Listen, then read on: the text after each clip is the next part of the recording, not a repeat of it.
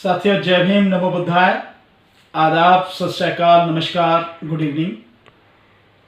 साथियों, जहां एक तरफ देश में, दुनिया में कोरोना का कहर लगातार बढ़ता चला जा रहा है, हमारे देश में भी 12,700 से ज़्यादा अब तक केस हो चुके हैं और 420 से ज़्यादा मौतें हो चुकी हैं। लगातार आंकड़ा बढ़ता ही चला जा रहा है।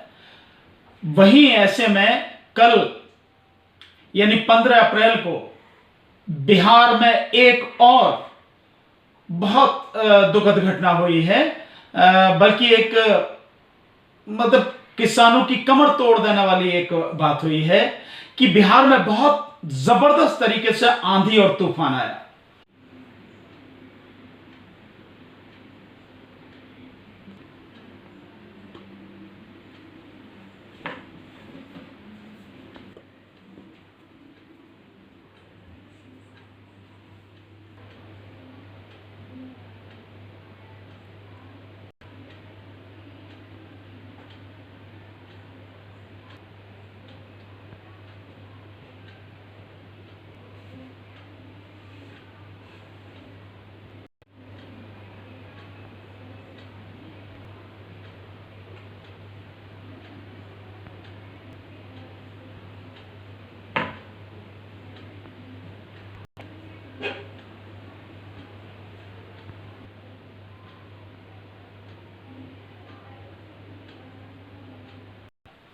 और उस आंधी और तूफान में वो भी विशेषकर सीमांचल के क्षेत्र में आया है।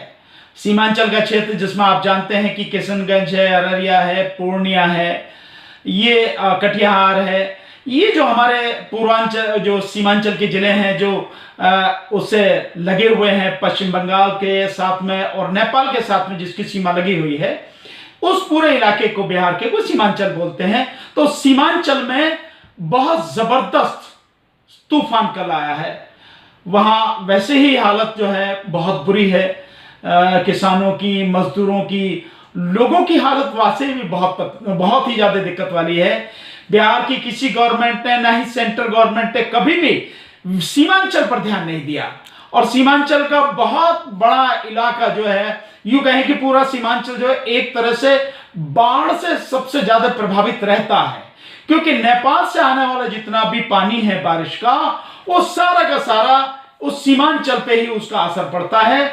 सो बहुत समय तक ये कह सकते हैं, बहुत सीधे सीधे के लगभग 6 महीने वहां लगातार पानी भरा ही रहता है और खेती इस वजह से बहुत प्रभावित होती है।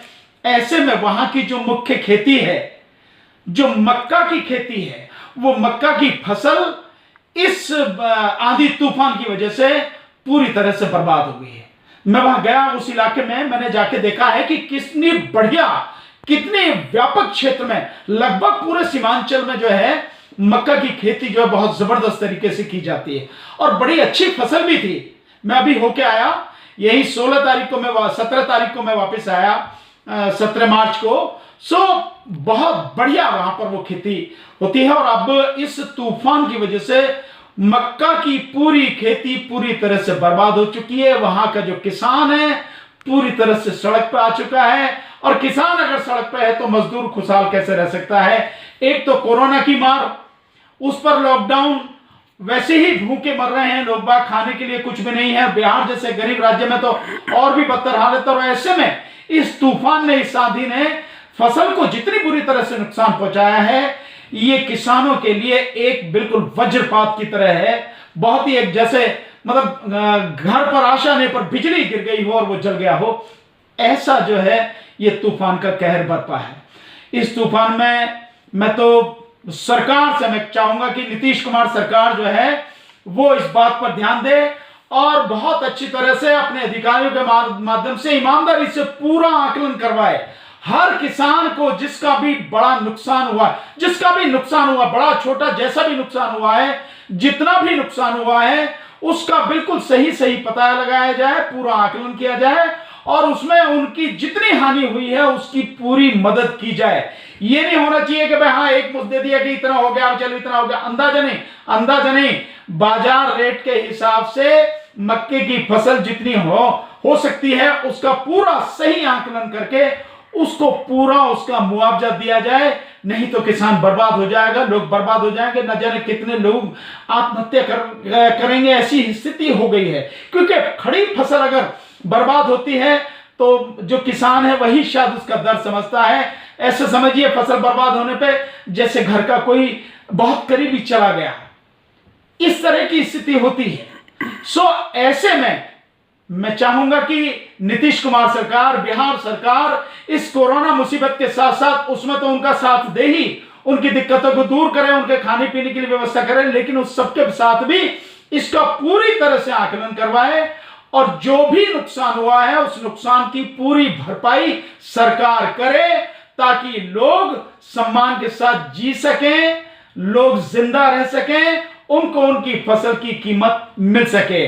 और एक और मैं आप सबसे कहूंगा, जो भी साथी हैं, हमारे बहुत से साथी हैं वहां जो सब जुड़े हुए हैं बिहार से, उनसे भी मैं कहूंगा कि सरकार के साथ साथ आप भी अपनी जो भी आपका नुकसान हुआ है या लोगों का जो नुकसान हुआ है, गांव उन सब नुकसान जो हुआ है उनका पता लगाइए और जिन भी साथियों के हैं उनके नाम पते वगैरह पूरे रखिए, कितनी खेती थी, कितना नुकसान हो गया, क्या हालत होगी, ये पूरे आंकड़े होने चाहिए, ताकि कल जब सरकार के सामने नहीं रखे, हम सरकार के सामने रखे जाए, अगर सरकार नहीं मानती है तो उसके सामने रखे जाएंगे, संघर्ष किया जाएगा, तो लोगों को उनकी मदद हो सके।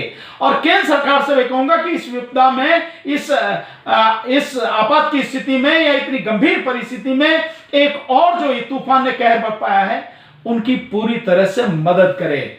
और बस मैं यही कहूंगा, और जो भी हो सकता है साथी, अगर कोई भी, हालांकि लॉकडाउन में बुरी स्थिति है, पर जो भी स्थिति अगर कोई भी हो सकता है, किसी तरह से उनकी मदद की जा सकती है, मदद करें और पूरा आकलन करें सरकार से। इसके मुआवजे के लिए मैं समझता हूं हम सब लोग मिलकर साथ में संघर्ष करेंगे। साथियों, बहुत बहुत शुक्रिया।